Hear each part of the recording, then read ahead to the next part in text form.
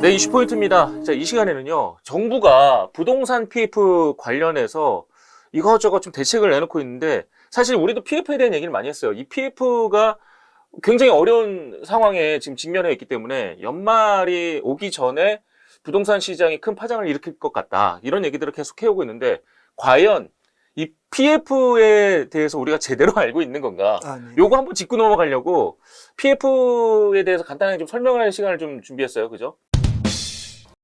일단은 제가 사전적으로 찾아보면 이게 PF가 부동산 PF라고 하잖아요.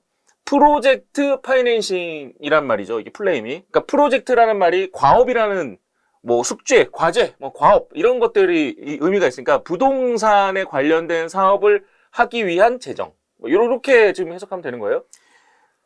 우리가 대출을 받을 때 담보를 받고 하잖아요. 원칙이. 네네네. 담보를 안 받고 할 수 있는 게 있어요. 그게 뭐냐면 의사나 변호사처럼 전문 직종이 이제 개업을 하면 돈이 없잖아요. 그럼 이 사람들은 돈을 벌 가능성이 높잖아요. 네네. 그럼 이 사람들한테 신용 대출을 해줘요. 담보 없이. 네네네. 그 사람 자체가 신용 담보야.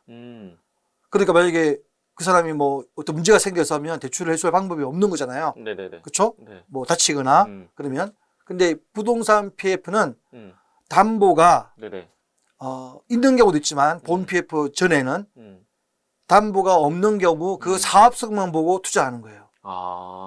그러면 은행 입장에서는 신용대출 같은 느낌이에요? 그런 게 섞여 있는 거죠. 왜 이제 토지에 대한 담보를 가지고 하는 그 사전이 있어요.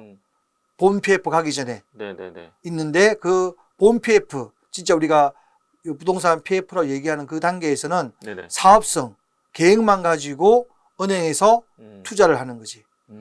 대출을 해주는 거예요. 사실 프로젝트의 계획이라는 의미도 있죠. 계획하다라는 뜻이 있어서 그러면은 이 프로젝트 파이낸싱은 계획을 그 부동산 계획을 보고 투자하는 돈 이렇게 해석하면 되는 네, 그렇게 거죠? 생각하시면. 그러니까는 네네네. 이 계획이 계획대로 안 됐을 경우에 위험해지는 거 아닙니까? 그렇네요. 그러면 대출해 준 그 돈을 네네. 회수할 방법이 어려워진 거죠. 근데 엄격하게 얘기하면 은행 입장에서는 조치를 취하긴 해요. 왜냐면 시행사가 있고 시공사가 있잖아요. 네네네. 현대나 삼성 같은 이런 브랜드의 건설회사가 네네네. 책임 보증을 해요. 그러니까 담보는 없지만 건설사가 보증을 하기 때문에 금융권 입장에서는 그래도 믿는 구석이 있네? 그래도 담보가 없더라도 네네네. 대출을 해주는 거죠.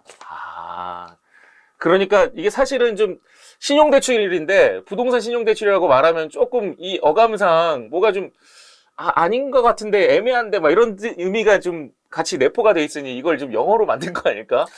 뭐 PF라는 형태로. 우리 병원 가면 의사 선생님들이 막 별거 아닌 거 가지고 영어 쓰고 약자 얘기하잖아요. 네네네. 환자들은 전혀 알 수가 없어. 맞아. 우리 전문 직종은 자기들만이 쓰는 약자를 가지고 차별을 두기도 하고 그러니까요. 환자한테 너무 자세히 설명하면 환자가 좀 이렇게 권위가 안 서기도 하고 뭐 의사가? 여러 가지 목적이 있습니다. 그래서 이게 사실상의 신용대출이네. 야, 계획을 보고 그냥 돈을 주는 게 그렇죠. 굉장히 위험한 거 아니야? 투자죠, 투자. 아니 어마어마하게 돈 많은 돈이 들어가 있잖아요. 이거. 그러니까 이게 뭐 1, 2%이 아니잖아요. 네. 몇천억, 네. 1조 가까이 되는 것도 있는데 네.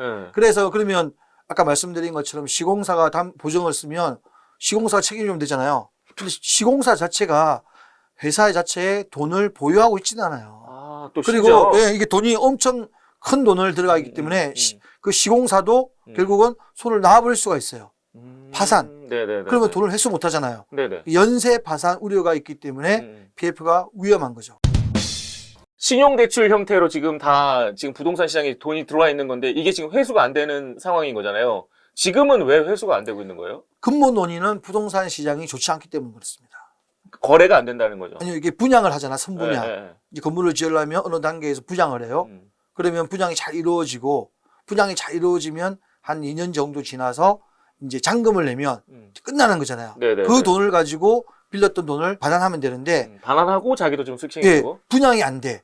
건물은 계속 올라가요. 왜? 책임 준공을 하기 때문에 건물은 무조건 투자를 해야 돼. 네네. 계속 불안하면서도 시공사는 책임 준공 때문에 건물을 계속 짓는데 돈을 투자해야 되고 분양료는 사실은 미분양도 있고 네네. 근데 분양이 겨우 됐다 치더라도 잔금은 또 개인이 내잖아요. 네네. 왜 100% 이게 자기 돈과 하지 않거든 소비자들이 자기 돈 한 40% 대출. 나머지 대출로 한단 말이에요. 잔금 단계에서도 시장이 지금처럼 안 좋으면 잔금을 미납하게 돼요. 아, 미납하면 연체가 되겠죠. 네네. 연체가 되면 그 분양자도 수분양자도 대출이자가 올라갈 거 아니에요. 네네. 그러면 이게 전체 사업성이 계획대로 돈이 회수가 안 되겠죠. 돈이 안 도는 느낌이네요. 그렇죠. 자금이 회수가 안 되는 거예요. 네. 자금 순환이 안 좋기 때문에 그게 연쇄적으로 거꾸로 시공사, 시행사, 결국은 금융권까지 결국 위험 경색이 오는 거죠. 그럼 은행도 사실 그러면 대출 이자를 계속 받고는 있지만 대출해준 게 회수가 안 되면 은행도 문제가 생기네. 이자도 미납되는 경우가 많아요. 오. 왜 중도금 대출을 해서 중간에 네네네. 은행이 중도 대출을 해주거든요. 네네. 그게 그럼 이자가 꼬박꼬박 들어와야 되는데 어느 순간 지금 같으면 대출금 중도금의 이자가 물론 이제 시공사가 이제 중도금 이자를 납입하는 조건으로 하는 경우가 되게 많아요.